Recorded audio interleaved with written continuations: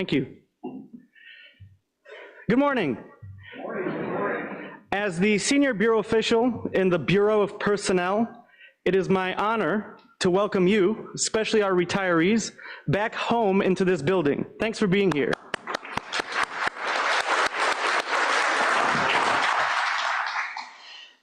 At this plenary session, we will award the Director General's Cup for the Foreign Service, the Director General's Cup for the Civil Service, and we will listen to a keynote address from Deputy Secretary Christopher Landau.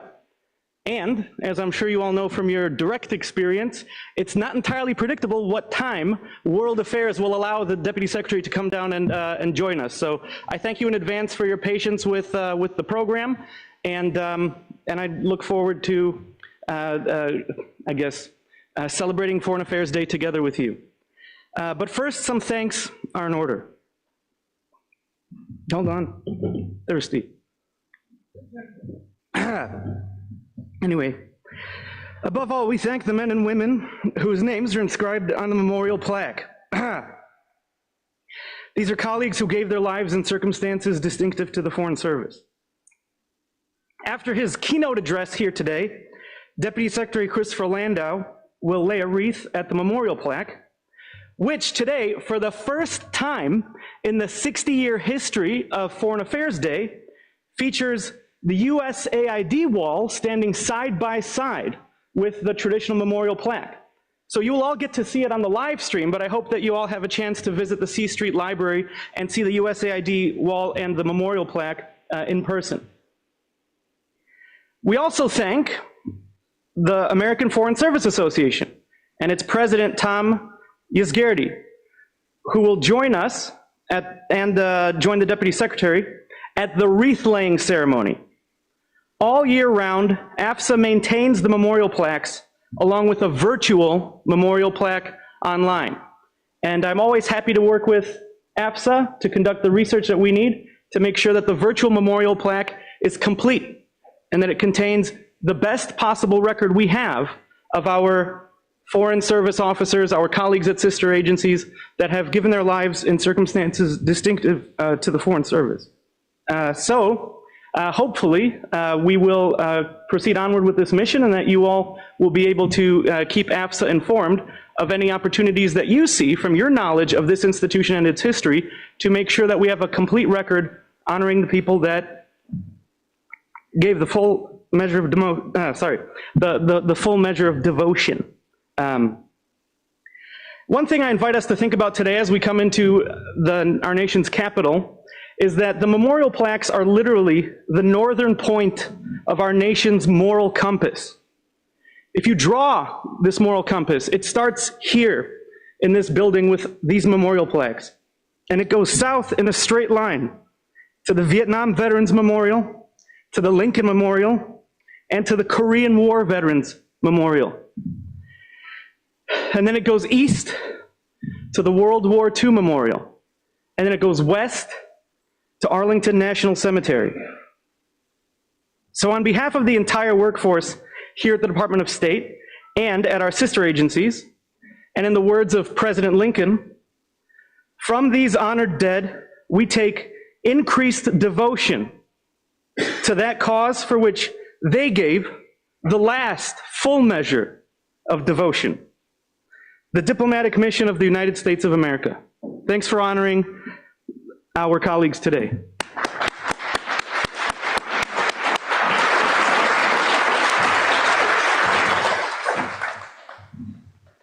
And now for the awards. The Director General's Cup has the following criteria. The criteria are that a recipient must be of the contemporary generation of career retired employees. So whereas our memorial plaques go back hundreds of years, our Director General's Cup is awarding just the most recent crop of retirees. We select in consultation with a number of civil service employees that are still in the building today and foreign service employees that are still in the building today, who is most worthy of this honor. But as we all know, there are far more people whose hard work and wonderful results deserve an award than there are awards to give. So notwithstanding that today we're honoring two singular individuals, I also invite everybody here to think about and share with your colleagues about others who you think deserve their moment in the sun as well. The criteria are that the employee shall have had a long period of service that has been professionally and expertly performed in a single or a variety of assignments, be known among colleagues for interest in and contribution to the preservation and promotion of professionalism in the civil or the foreign service, and be engaged after retirement in activities that have a public service, cultural, educational, literary, social, scientific, political, public affairs, or international content. Wow. So as you can see, with the criteria this broad, it is guaranteed that we are going to have more qualified award recipients out there than we are able to honor today. But nonetheless, I have no reservation at all that these two individuals are truly the most excellent examples that I could find. The first award recipient is for the Director General's Civil Service Cup, and that goes to Kenneth Rogers.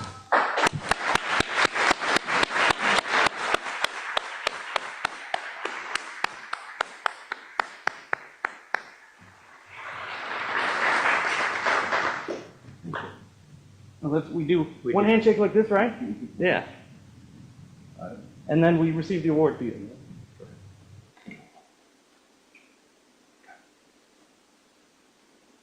Thanks.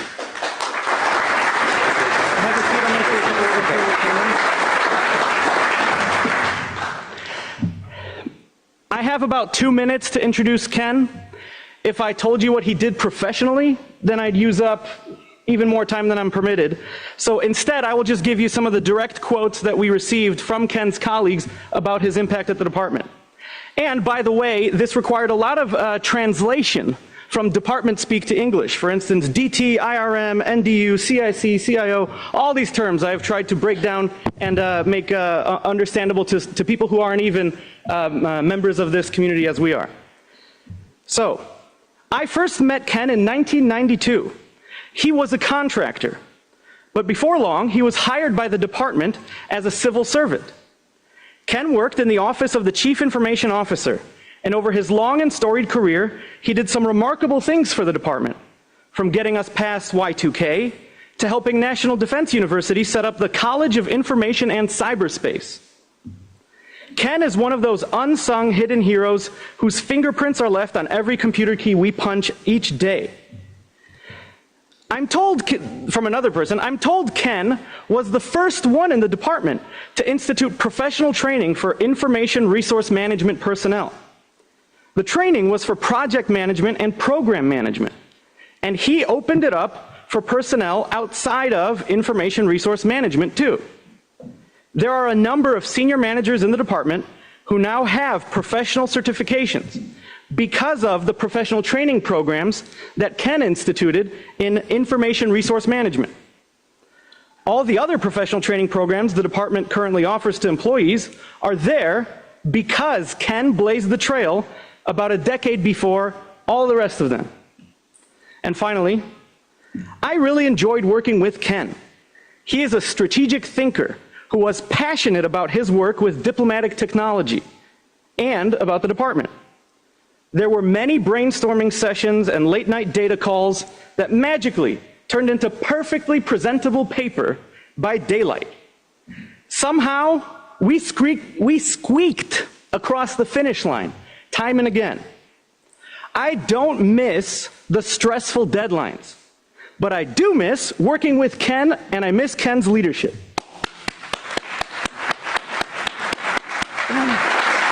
Thank you. I did all that? Thank you so much for this recognition and award. I have to say that such an award comes from the many talented leaders, peers, and staff who worked tirelessly alongside of me. It was a partnership throughout my career. One of the challenges that I faced in coming to state, I came here from the early days of Homeland Security, the youngest organization in the federal government, to the oldest agency in the federal government. and the kind of change that was happening there, and of course in the diplomatic technology field, that is constantly fraught with ongoing, continuous change and modernization and iteration. I came to an organization here that may consider change every decade, but definitely not every 2 years. So it was a clash of cultures coming from an IT background and trying to introduce modern technology to an organization and iterate that and keep it alive and fresh. One of the traditions of State Department that I've always valued is when Foreign Service officers go off to a post. In most cases, they spend a bit of time at Foreign Service Institute, and they get language training to be able to learn to speak the language of the people that they're serving. I would contend that we live in a new day and age that every Foreign Service officer needs to learn to speak the language of digital. It has permeated our culture. It has permeated every sector, and we need to understand the power, the agency, and the effect of digital transformation in organizations around the globe. And thank you. So over the years, I've had the privilege of working for 7 CIOs with individuals and teams that were committed to the mission to delivering products and services year after year. And one of those kind of neat moments was our ability to pivot to a telework operational style. We literally, within 3 months, went from 2,000 concurrent teleworkers to the capacity of 85,000 teleworkers worldwide.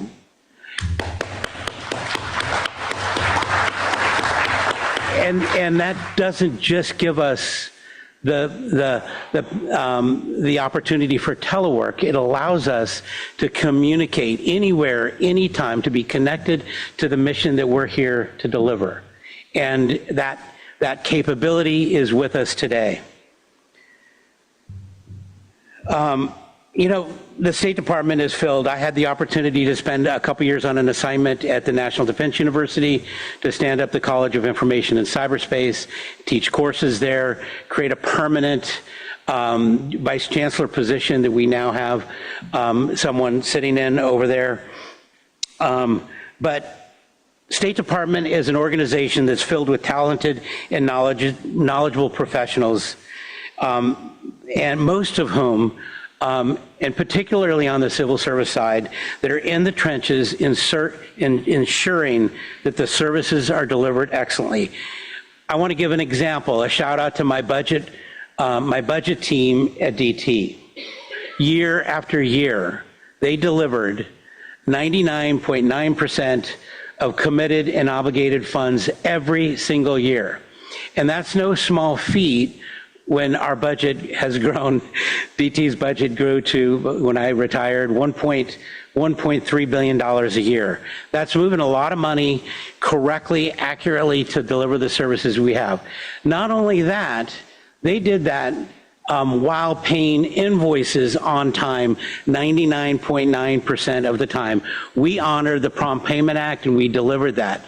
And most of those individuals' names are rarely known or acknowledged. Obviously, within the organization, they are acknowledged, but that's the kind of excellence that we have in this organization. That's the kind of commitment that we have in the organization. And that's the kind of support and community that I've been able to work with to achieve the things that I have done here at State.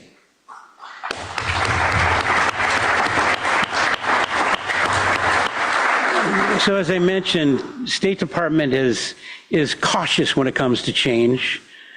Maybe not today, but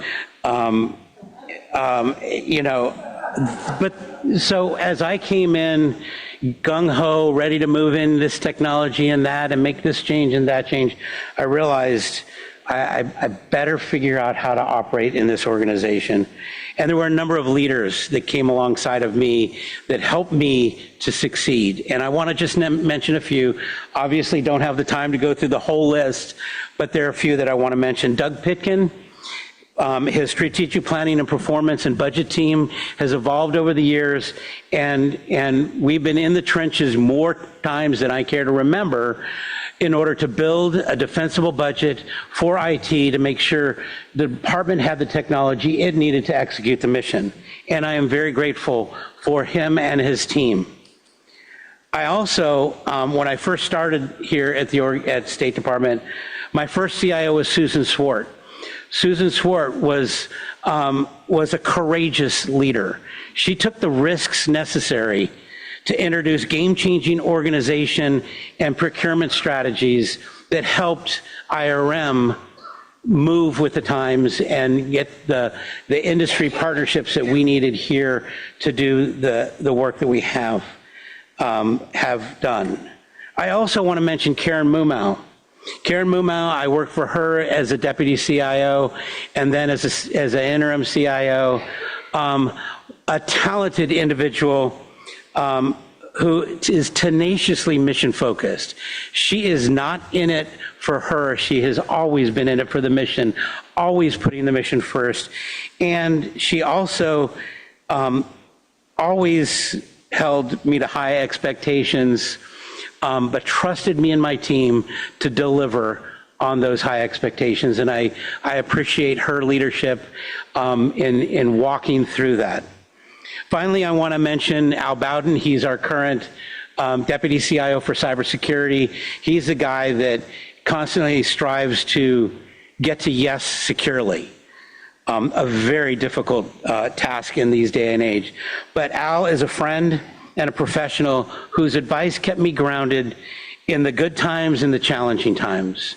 We have had late nights where he would pull me aside, or he'd come into my office and he would walk me through, Ken, come on, legs back down on the ground.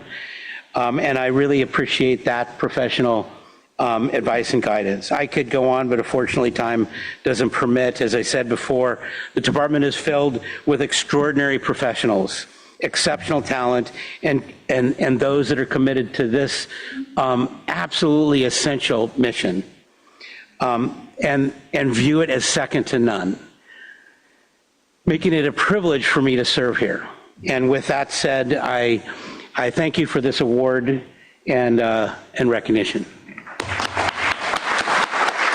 Stay up here, and then we'll make sure you get a photo of the different sections.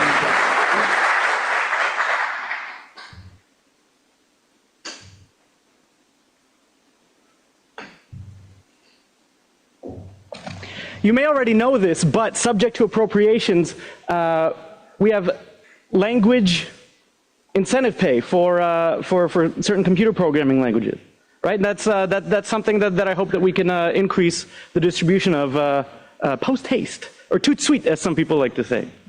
A related comment, those individuals that you highlighted, I personally work with a number of them. I concur with your assessments. I highly encourage you to stay in touch with these colleagues, just like the rest of us should be staying in touch with each other continuously, so that when the day comes that they retire, you'll be able to recommend them to a future Director General for future consideration of this exact prize. So thank you really for naming and crediting those people. I really appreciate that.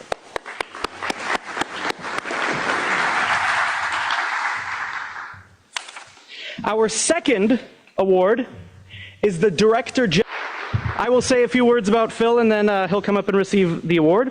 Philip Linderman served overseas in Belgium, Mexico, Ecuador, Germany, Cuba, Chile, and Trinidad. And he also represented the United States of America to international organizations, including the Organization of American States and the European Union. But I think the best authority for describing Phil's work is Secretary Rubio himself. And what he said on February 21st was that securing America's borders and protecting its citizens from external threats is the first priority foreign affairs function of the United States. And this first priority foreign affairs function is exactly the nonprofit work that Phil has most distinguished himself in performing. So let me share with you two examples. First, Mr. Linderman is a board member and fellow at the Center for Immigration Studies, which provides immigration policymakers, the academic community, news media, and concerned citizens with reliable information about the social, economic, environmental, security, and fiscal consequences of legal and illegal immigration into the United States. The center is animated by a unique pro-immigrant, low-immigration vision, which seeks fewer immigrants but a warmer welcome for those admitted. And the second area in which Phil has made contributions outside of the department to advancing the Secretary's foreign policy vision is through the Ben Franklin Fellowship, a 501c3 public charity that provides a forum for foreign policy discussions from perspectives that promote the national interest, secure borders, U.S. leadership, and American sovereignty. Through networking events and regular meetings, the Ben Franklin Fellowship fosters these values, connects like-minded policy professionals, and examines other related international topics. So Phil Linderman, please come up and receive your Foreign Service Directors General's Cup.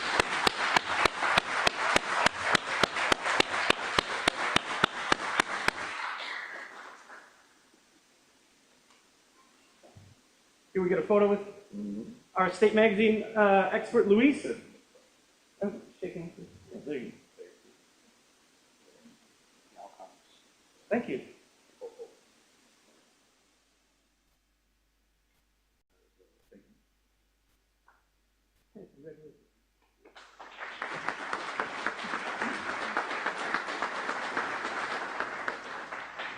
Good morning. Thank you, Mr. Director General. It's a pleasure to be here. It's always good to come back to Foggy Bottom and see colleagues and friends. I thank you for this award. I accept this award in the name of all the unsung retired Foreign Service officers. And there are many of them are out there. Some of them I worked with. By unsung, I mean all the behind-the-scenes FSOs who served with great professionalism and who went basically unnoticed in their work because, as the saying goes, they were doing their job. And that was all perfectly fine. That was part of the career, and it was an effort for people to engage, to do what's right without any expectation of reward. These unsung FSOs were proud to be the backbenchers to carry out this kind of work, and they performed their duties, as I mentioned, without any expectation. And today, I'd like to acknowledge them and their works. They're out there throughout the history of the Foreign Service, and many, perhaps, in this room.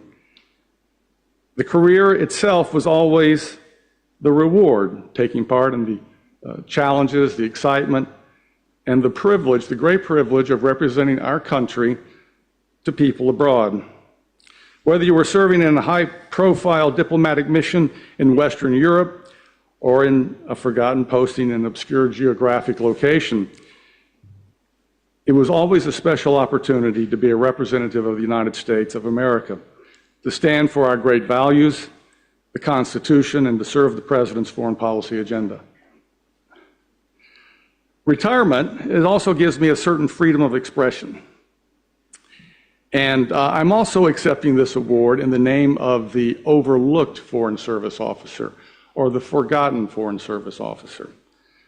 And by that, I mean many hundreds, perhaps even thousands, of career FSOs who in recent years have been intentionally passed over for promotion and assignments abroad. And this was done in the name of extreme DEIA policies. These policies were fundamentally unfair. They were a slap in the face of meritocracy, and they went against the 1980 Foreign Service Act. At the time, nobody represented these FSOs, and that was one of the reasons Mr. Orlowski made reference to the fact that we established an organization called the Ben Franklin Fellowship. It's a nonpartisan group. It's a network of like-minded state employees, both civil service and foreign service. And we believe in a common-sense foreign policy that promotes the national interest, that defends American sovereignty, and protects America's borders. And we also believe in a diplomatic corps based on meritocracy.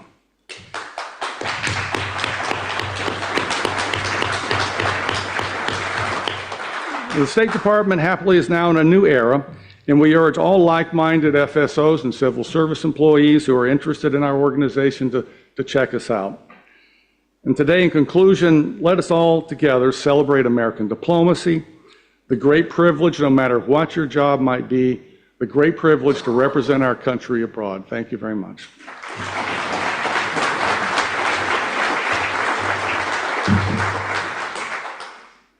Before I introduce our keynote speaker, I'd like to thank you for noting the unsung heroes, and I'd like to suggest 2 ways in which we can honor unsung heroes. So one of them is right now, I'll give credit where it's due, the beautiful AFSA Memorial Wall, which is more than just a plaque. It really is an art installation. The reason it's standing where it's standing is because of contractors who disassembled the wall at the Ronald Reagan building, moved it into the Harry S. Truman building, mounted it successfully.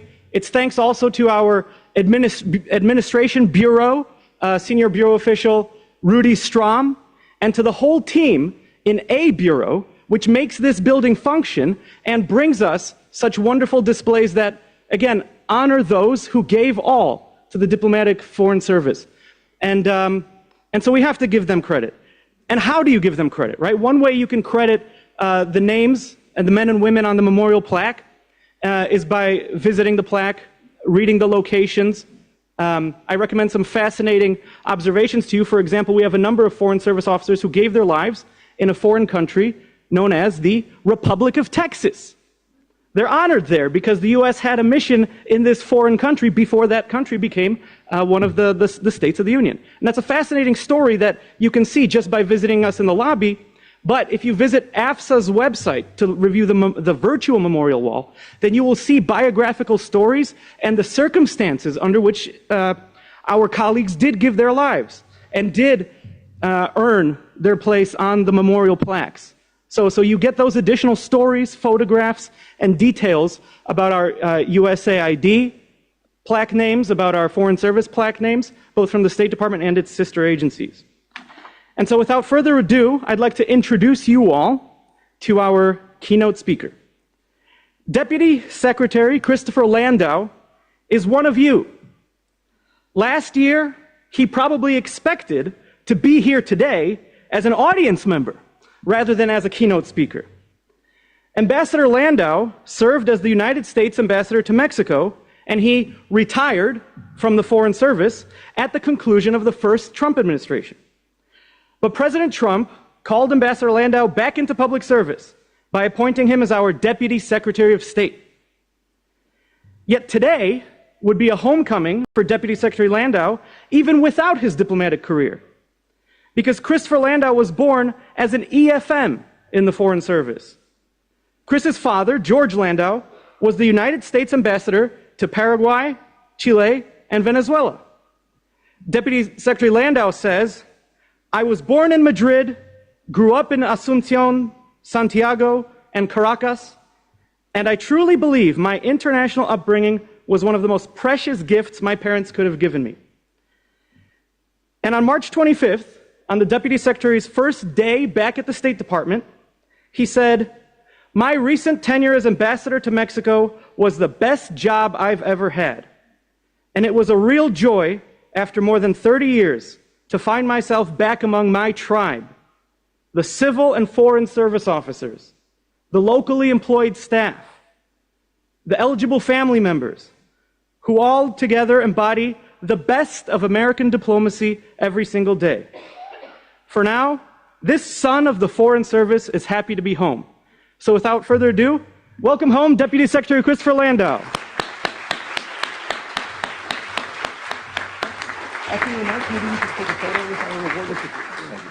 Thank you. Wow, thank you for that introduction, and this is actually very emotional for me to be here speaking to all of you. I see some friends out here in the crowd. I see folks, I'm sure, who knew my dad.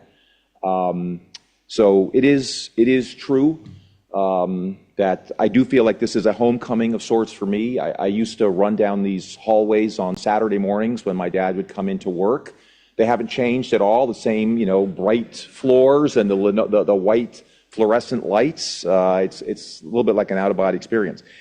It's also a little bit scary for me to realize that I am older than Foreign Service Day, which is celebrating 60 years today. So I guess I'm getting up there, but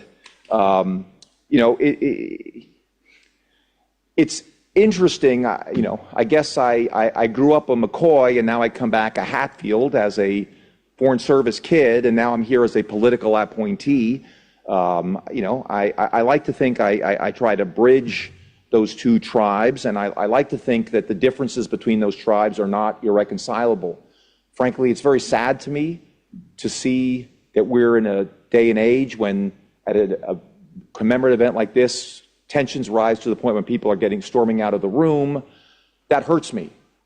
I want to try to recognize the value of the Foreign Service, to honor and respect the Foreign Service, because for me, the Foreign Service is part of my own origin story. Again, as you know, I come from the Foreign Service. My family has basically had a place on the map because of the Foreign Service. My father was an immigrant, as those of you who knew him knew he spoke English with an accent. He wouldn't have found a place in this country had he not been received with open arms by the Foreign Service and promoted by people like Ambassador Bob Woodward, who took a young Foreign Service officer at that time who hadn't gone to college, spoke English with an accent, and recognized this is a person of merit and hard work who really believed in the values of this country and promoted him. And so I feel very, very grateful to the Foreign Service. And I want you to know that I am your friend. And again, I hope we can get through these challenging times with that attitude of mutual respect and openness that all of us are trained to do as diplomats, right? I mean, you recognize sometimes you have differences with other people, and we learn to make our positions understood respectfully, and the respect is a two-way street, right? And so I hope we can tone down and cool some of the tempers. I know they run high on both sides, and again, I respect the views of the professional Foreign Service, and I think if people have strong views about what is going on, I think it's fine to bring those out. I certainly am committed to listening respectfully to that, and hopefully working towards ways that we can work together to improve the Foreign Service and make it more effective. One of the things that was very interesting for me serving as ambassador to Mexico recently, and really bringing my life full circle, having grown up in the Foreign Service and knowing the ways, this was back in the 70s and 80s, and then coming back 30 years later and seeing the Foreign Service again. And, I think in a lot of ways, the Foreign Service could do a better job in adjusting to the realities of the world. I mean, the world has changed a lot. Technology has changed a lot. And I think we need to be asking ourselves serious questions about what is the role of an embassy in the 21st century? I mean, do you need the reporting functions that you might have needed in an earlier day? Now Washington knows, Washington knew what was going on in Mexico, frankly, as quickly as I did sitting in Mexico City. And so that has implications for what is the function of the men and women who are on the ground in that post? What are you looking to them for? And, I think there are very serious, legitimate questions that we should all be working together to answer. And I very much value the perspective of those of you in this room. I think that you can provide valuable insights into how do we make the Foreign Service more effective. Nobody wants to be writing cables that nobody in Washington winds up reading. I feel like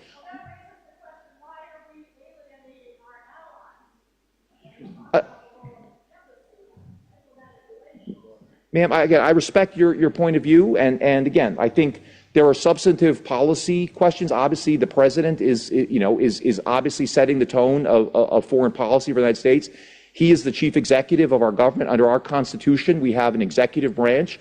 We are an organ of the executive branch. In fact, we're the first organ of the executive branch, going back to the Washington administration when Thomas Jefferson was the Secretary of State, right? So even though those of you in this building, and my father knew this very well, he did not always agree with the administration in power, and he actually disagreed sometimes. But I didn't know who my father voted for the entire time I was growing up until after he retired. And so I hope we can come back to a foreign service that understands that it is part of the executive branch, that people have ways to express their disagreement or their own views within the system. But ultimately, unless it's something that is unlawful, the wisdom of this kind of things is for the political leadership. Ultimately, we can't all, the president was duly elected by the American people. So, but again, I think these are valuable questions, and particularly now, let me just say a word about some of the reorganization plans. I mean, back in the day, this was the organization chart of the Department of State. This is 1966, right? Obviously, it was a different time, but this was still the height of the Cold War. This is the organization chart for Washington, that is the current one, right? So I think, again, those of us who have followed the Foreign Service understand that it has ossified over time and become sclerotic with a proliferation of different boxes on this organization chart that made the clearance process very difficult, that just made coordination very difficult, even within the building. I don't think we're going back to this, but I do think there are ways to streamline and improve this so that it works better and is more effective and actually means that Foreign Service officers can have a meaningful voice in actually being relevant in the formulation of U.S. foreign policy.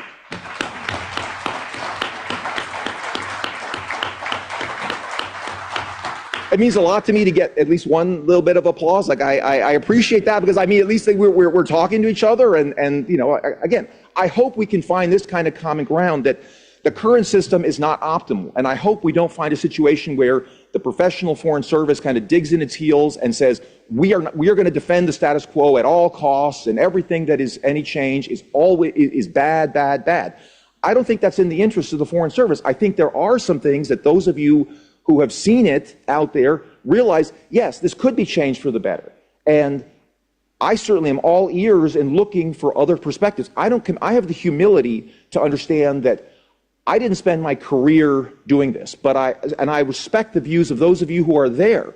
But I want, a place where the men and women who are out there, if you're going to a meeting in a foreign country, the leader, that you have views, like, let's have a system where these get reported up, that valuable information gets reported, that Foreign Service officers get recognized for the contributions. I think now it just seems like we're kind of on hamster wheels, where people are doing things and it doesn't actually lead to anything. So let's try to figure out a way, and I'm reaching out my hand in friendship and cooperation. It's really up to, I think, the Foreign Service more generally to decide whether they want to accept that hand. And I just can tell you, as a human being, I am very interested in the views of the Foreign Service. Again, I have enormous respect for the Foreign Service. I wouldn't be here but for the Foreign Service. So I guess, this is just a way of saying that I look forward, to continued discussion with each of you. I thank each of you for what you have done for our country, and I hope we can build a relationship of, mutual respect and hopefully friendship, because we ultimately.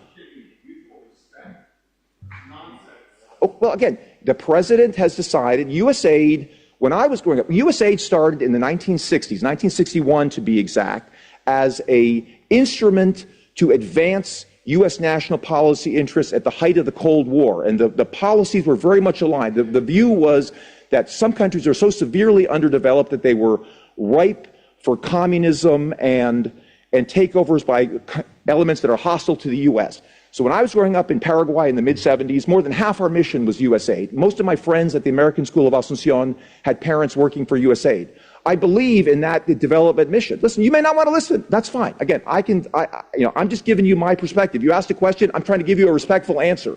And so, the problem is, I think, USAID got separated from the State Department in terms of alignment with U.S. interests, and particularly in the last few years, the mission, what USAID was funding, is far from the international development, the kind of things they were funding back in the 70s, basic development initiatives. They started to get into all kinds of things that deviated from the mission. Now the idea is that USAID is within the State Department. So the point is, USAID, anything we're doing for promoting, using our soft power around the world, promoting these projects, should be coordinated with foreign policy. I would think as the State Department, we would recognize the value of having that. We can all discuss individual programs, but I think the idea of having USAID as part of the State Department, I don't think should be all that controversial. Again, so anyway, that's my answer on USAID. Look, let's talk about these things. Again, I value that. I am here today, to try to extend a respectful hand. If you don't want to accept it, that's your prerogative. It's a free country. But again, this is Foreign Service Day. I am here to celebrate the Foreign Service, to express my personal gratitude to the Foreign Service, and express my personal desire to work with each and every one of you. Thank you very much.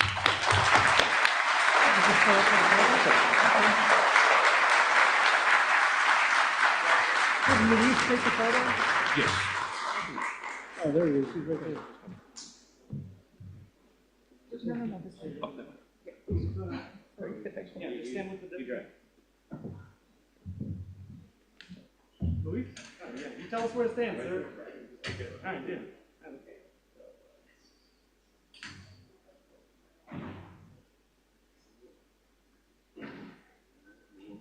Perfect. Thank you. Thank you.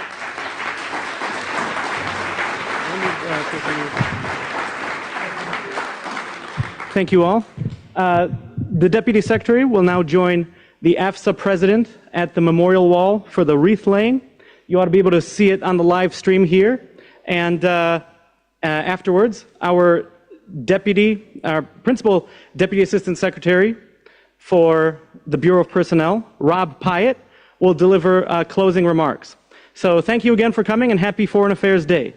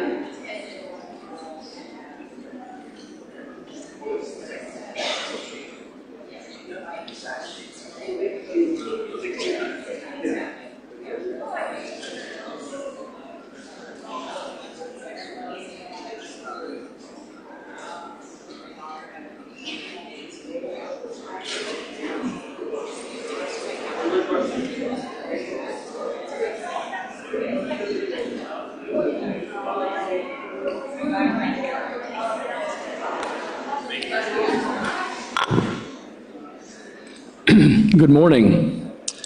If I could ask all of you, and I did it myself just now, to silence your phones, that would be great. Much appreciated on this solemn occasion. So, Mr. Deputy Secretary. Right here. Oh, sorry, there he is. Honored members of the Foreign Service community, distinguished guests, ladies and gentlemen, thank you for joining us on this solemn ceremony. I'm Tom Yasgirdi, and it is my great honor to serve as president of the American Foreign Service Association, the professional association and labor union of the United States Foreign Service. Today, as we mark the 51st anniversary of this memorial ceremony, we pause to honor those who gave their lives in service to our nation, men and women who upheld their oath to the Constitution and helped shape America's role in the world through quiet courage and daily sacrifice. This ceremony was inaugurated in 1974. Since then, it has become a revered tradition, a moment each year to reflect on the cost of service and the ideals for which our colleagues gave their lives. Surrounding us are the names of 321 fallen colleagues etched into these memorial plaques. Each name represents a story of commitment, bravery, and sacrifice. Each was added after a careful and respectful review, a process AFSA has overseen since these plaques were first unveiled in 1933. We are proud to be the stewards of this memorial, and I am grateful that this year no new names have been added. This year, we take special note of the USAID Memorial Wall on display here today at State. We honor our USAID colleagues whose names are etched here, over 100 individuals who gave their lives advancing America's mission abroad. Their sacrifice reflects the highest ideals of public service. And I would ask that the department leadership place this wall in an appropriate place of honor here at Maine State.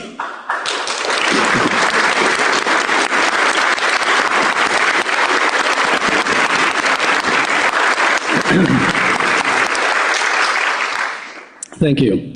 So we are gathered here today at a time of upheaval for the Foreign Service. Two of our AFSA member agencies, USAID and the Agency for Global Media, have been effectively dismantled. Lives and livelihoods have been disrupted, and great expertise has been lost. Across the service, our members are concerned about what the Foreign Service will look like in the coming months. So this moment calls for reflection, not only on the lives of those we honor today, but on the values they espoused. The Foreign Service is built on the principle of nonpartisan professional service to our nation. We serve every administration, regardless of political party, with that principle foremost in mind. And that principle is not abstract, it is real, and it must be preserved. As we remember the fallen, we must recommit ourselves to protecting the integrity of the service they loved and we love, and to ensure that future generations of diplomats can serve with dignity and honor. Thank you.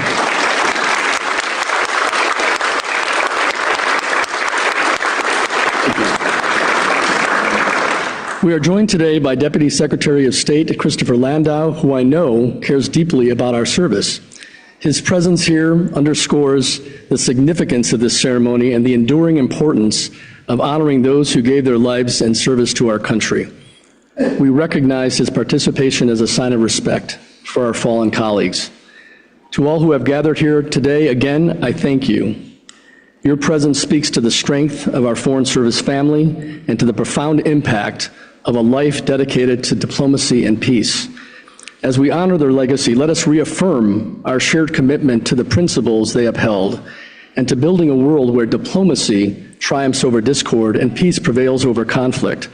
At AFSA, we pledge to continue protecting and supporting the professionals who carry that mission forward every day.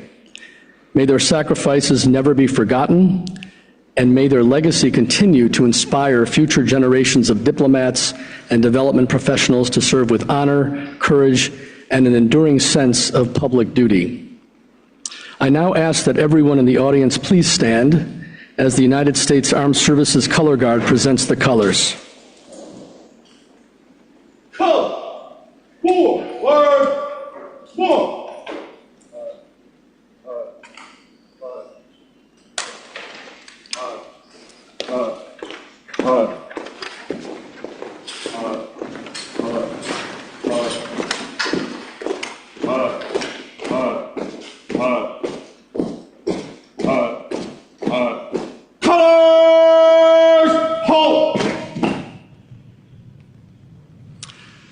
Thank you. Please join me and our colleagues in U.S. embassies and consulates around the world as we observe a moment of silence followed by our national anthem.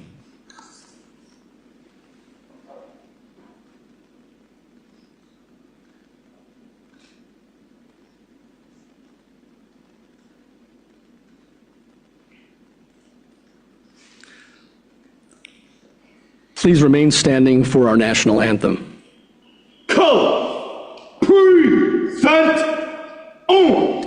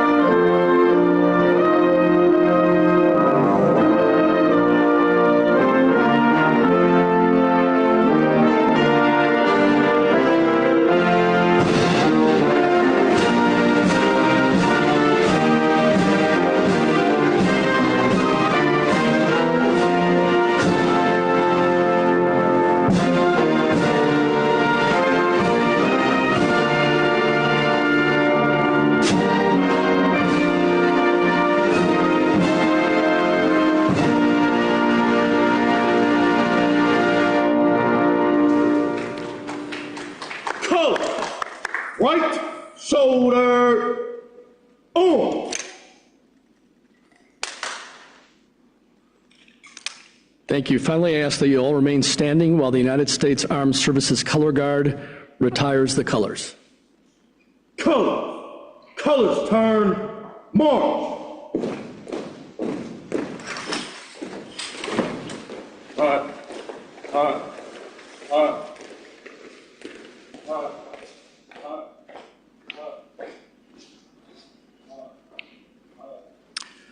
Thank you. Please be seated.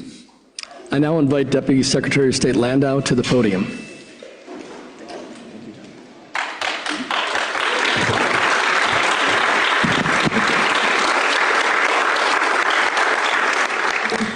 Thank you, Tom. Thanks to all of you for being here today. It's an honor for me to be here on behalf of the Secretary who expressed his regret that he couldn't be with us today. As you might have heard, he's got several other gigs that keep him busy. But I consider it a real privilege and honor to be participating in the 60th Annual Foreign Affairs Day, in particular in this very space that I consider hallowed ground for our organization.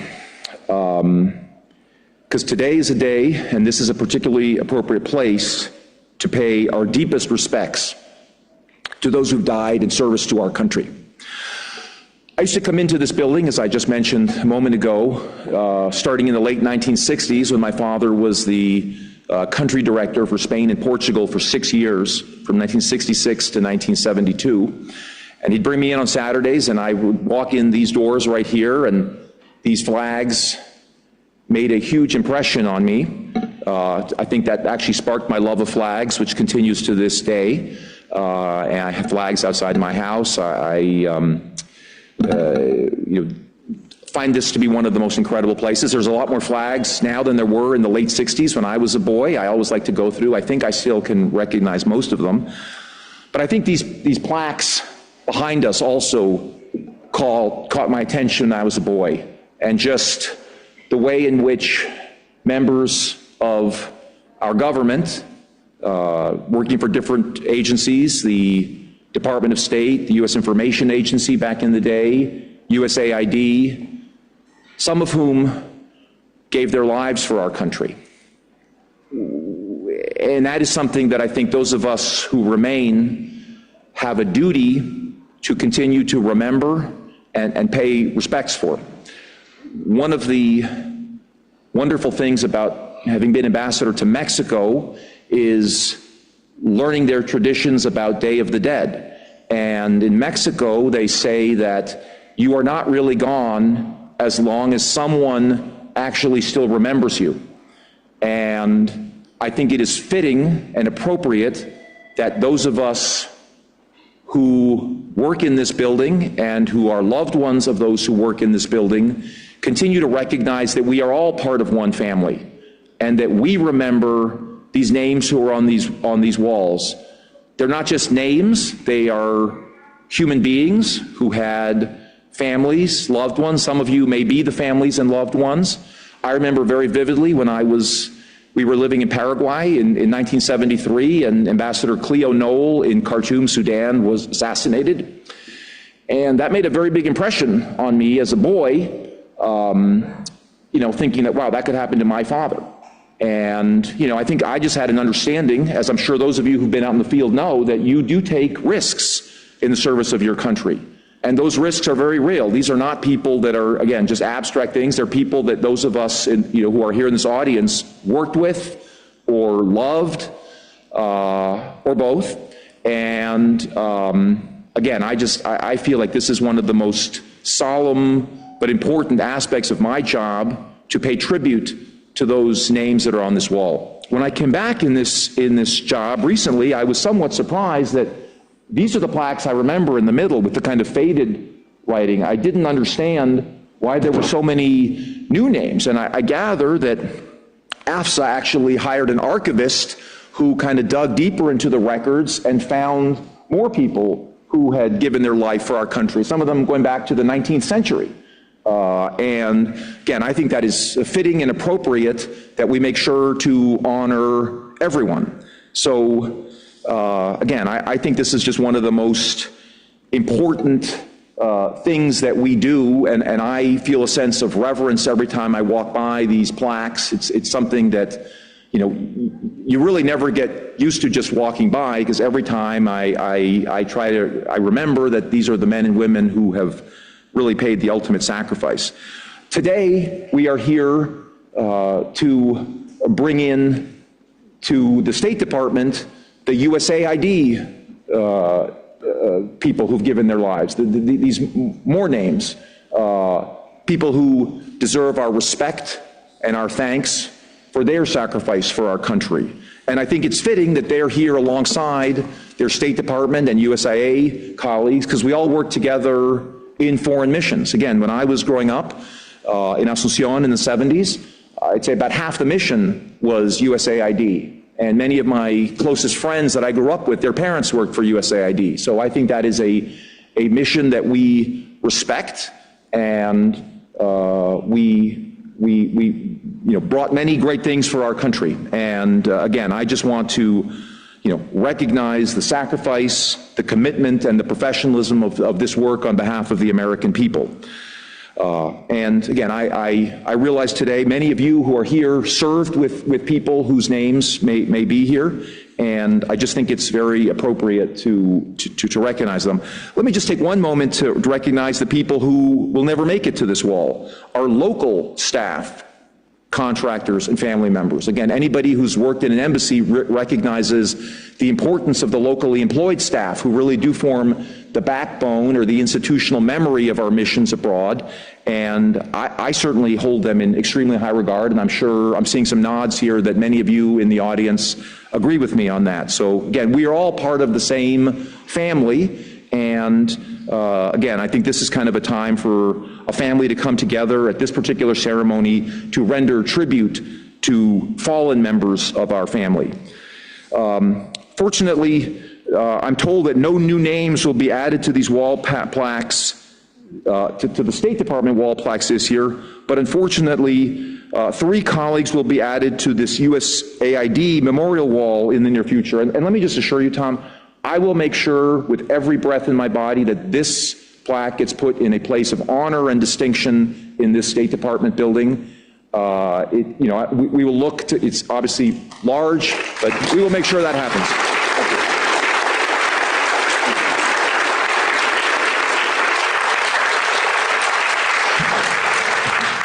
I'd like to recognize 3 names that will be added to the USAID Memorial Wall in the near future and recognize and honor these three individuals. First is Michael Dempsey, a USAID Senior Field Program Officer who was aged 33, and he is survived by his parents and sister.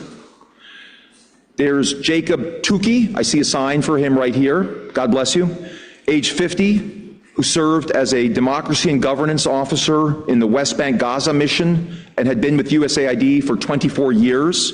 He is survived by his mother, 2 daughters, and many family members, some of whom I suspect are here today. Oh, no, anyway, we're remembering him again. God bless Jacob.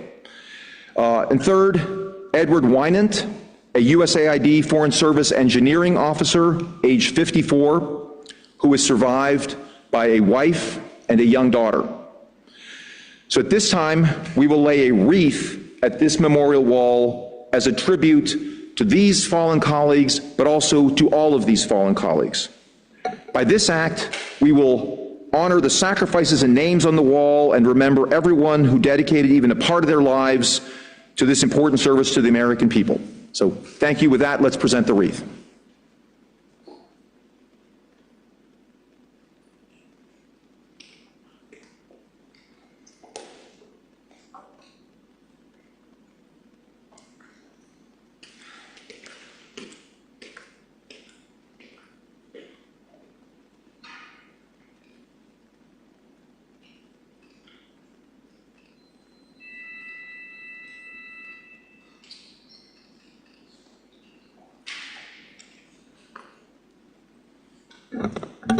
Thank you very much.